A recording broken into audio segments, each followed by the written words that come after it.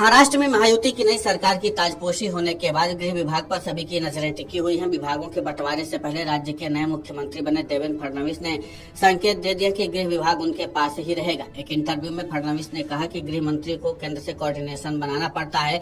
मुंबई शहर की सुरक्षा, नक्सलवाद जैसे विषय पर मंत्रालय को केंद्र से रेगुलर संपर्क में रहना पड़ता है। क्योंकि केंद्र में बीजेपी के नेता गृह मंत्री हैं और पार्टी के नेता होने के नाते मेरा संपर्क ज्यादा है, इसलिए हम गृह मंत्रालय चाहते हैं।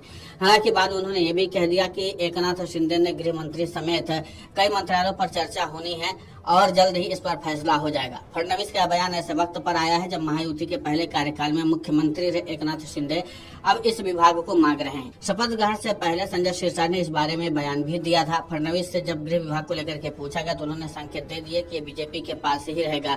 ऐसे में शिंदे को दूसरे विभाग मिलने की उम्मीद है।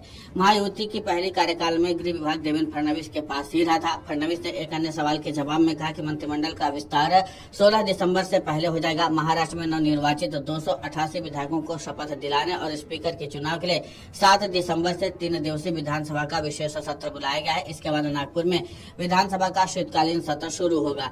महाराष्ट्र में भी सीएम देवेंद्र फडणवीस के साथ उप मुख्यमंत्री के तौर पर एकनाथ शिंदे और अजित पवार ने भी शपथ ली है। बाकी मंत्रियों की शपथ अभी बाकी है। मंत्रिमंडल में इस बार बीजेपी से 21 और शिवसेना से 12 मंत्री बनने की उम्मीद है। अजित पवार की अगुवाई वाली एनसीपी को 10 मंत्री पद मिल सकते हैं। हालांकि यही वजह कि आजाद मैदान में हुए शपथ ग्रहण की तस्वीरें भी अब सोशल मीडिया पर सुर्खियों में हैं। इनमें एकनाथ शिंदे से जुड़ी पोस्ट अधिक है। राजनीतिक विश्लेषक मानते हैं कि फडणवीस के सामने सबसे बड़ी चुनौती एकनाथ शिंदे को खुश रखने की है। शिंदे की चाहत है कि पिछली सरकार की तरह उन्हें गृह विभाग दिया जाए। शपथ ग्रहण से ठीक पहले शिंदे के करीबी संजय सिरसा से कहा कि शिंदे अमित शाह से इस बारे में बात करेंगे। महाराष्ट्र में गृह विभाग या तो मुख्यमंत्री के पास रहा है या फिर सहयोगी दल को मिलता रहा है। महाराष्ट्र में 1995 से ज्यादातर समय गृह विभाग मुख्यमंत्री ने अपने पास रखा है। 1995 में जब राज्य में बीजेपी शिवसेना की सरकार बनी तो पहले मनोहर जोशी फिर नारायण राणे सीएम बने। ऐसी स्थिति में गृह विभाग बीजेपी को मिला। गोपीनाथ मुंडे को गृह विभाग मिला। इसके बाद जब राज्य के सीएम विलासराव देशमुख बने तो कांग्रेस ने गृह विभाग एनसीपी को दिया और छगन भुजबल गृह विभाग संभाले। आगे जब कांग्रेस से सुशील कुमार शिंदे और विलासराव सीएम रहे तो एनसीपी नेता आर पाटिल गृह मंत्री बने। इसके बाद अशोक चौहान के समय पर जयंत पाटिल और पृथ्वीराज चौहान के कार्यकाल में फिर आर पाटिल गृह मंत्री रहे।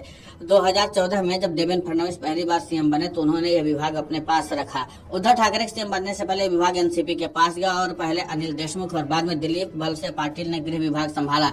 इसके बाद जब एकनाथ शिंदे मुख्यमंत्री बने तो बीजेपी को विभाग मिला और फडणवीस ने बतौर डिप्टी सीएम इसे संभाला।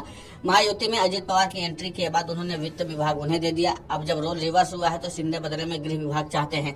महायुति में फडणवीस के पास जहां बड़ा जनादेश है तो दूसरे 2 पार्टनर हैं। महायुति के पहले कार्यकाल में शिंदे गृह और फाइनेंस दोनों बीजेपी को दिए थे। अब महायुति पार्ट 2 में फडणवीस के पास 3 मुख्य विभाग हैं। इनमें गृह, यूडी और फाइनेंस भी शामिल है।